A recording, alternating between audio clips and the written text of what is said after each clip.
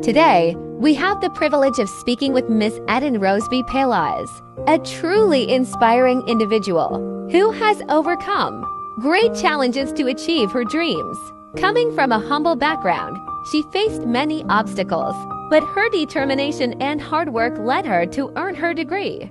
In this interview, she will share her journey, the struggles she conquered, and the lessons she learned along the way. Let's dive into her incredible story. Hello, good afternoon. Good afternoon. I am Eden Roseby Pelas.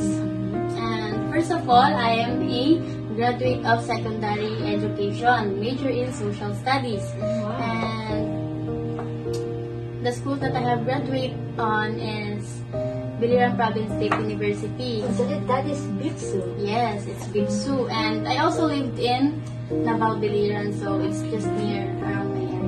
Alright. Oh, isang privilege din yun na hindi na ka mo mamasahe pa, hindi na kalayo, dili na ka kanang mag-boarding pa.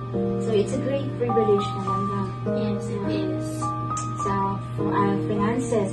Although, as bilang isang estudyante, hindi talaga maiiwasan yung mga finances. Kasama talaga yun. So, alright. So, first question, Miss Eden, is this. What challenges did you face growing up in a poor family and how did you overcome them?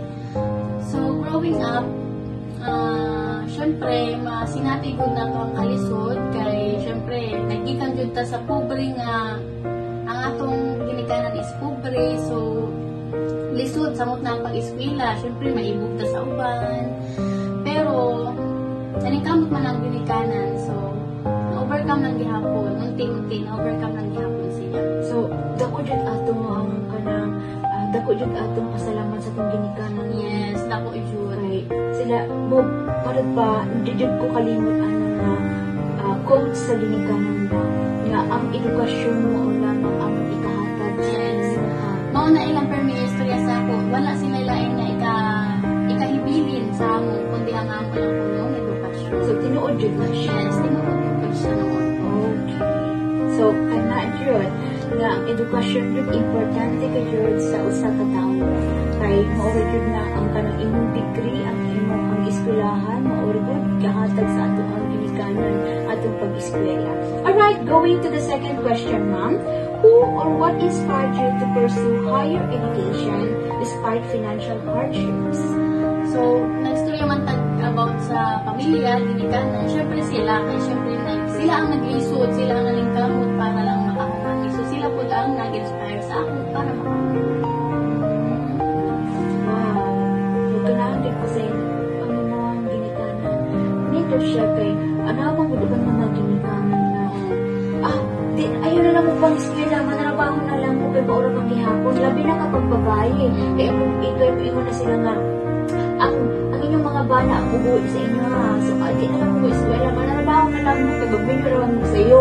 Yes. Tinuod po na, nakapot ko na yung classmate na inganap ko na kaya story, pero naningkamot siya, nagtrabaho siya sa aming school, sa aming faculty, para lang na siya ikasustento sa iyang kaugalingon. Kaya hindi ka nalagi, di siya gusto ka na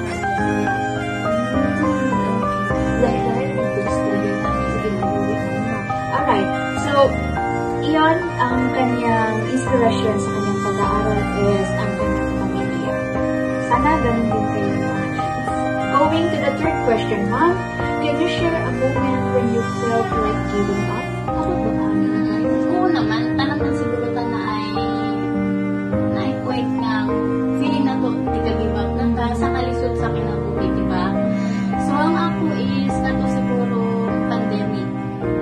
Kay una sa tanan akong ginikanan is syempre wala sila stable na trabaho, wala sila tao nga income. So, imbis nga ang ako pag-eskwela, inabot ganito sa point nga naundang jud ko. Pero, di balik magpununan ko. Kaya gusto jud na ako makahuman. O, ato nga point, di ba, pandemic, may trabaho ko ato, nag-ipon sa ako para makabalik ko sa eskwela. So, Wow, very inspiring. Next, going to the fourth question. Now that you have earned your degree, how has your perspective on life changed? experience siya kay syempre lahi ra jud maka-feel jud ka nga lahi ra jud nga natay pinaganalan. Pero makayong punta nga bisan dai nga nangatay degree bisan jud ay mangita niya ako ng trabaho. Yes. Alright, so going to the last question. What advice would you give to others who are struggling but dreaming of a better future? Bisag ako karon I'm still struggling in life. Nag-struggle gihapon ko sa tinuod. Bisan pag napahuban ko kay life is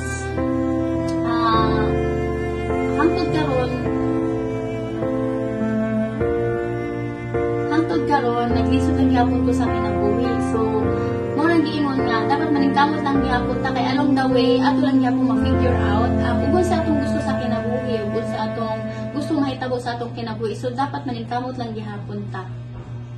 Alright, thank you, Miss Eden. And balita ko, ESL teacher ka na. Yes! Thank you, Lord. Alright, thank you so much for this interview, ma'am. Yes, thank you. Congratulations. So, ito yung Bye. buhay Thank ni you. Miss Eden. Thank you so much. Thank you. Bye. Salamat sa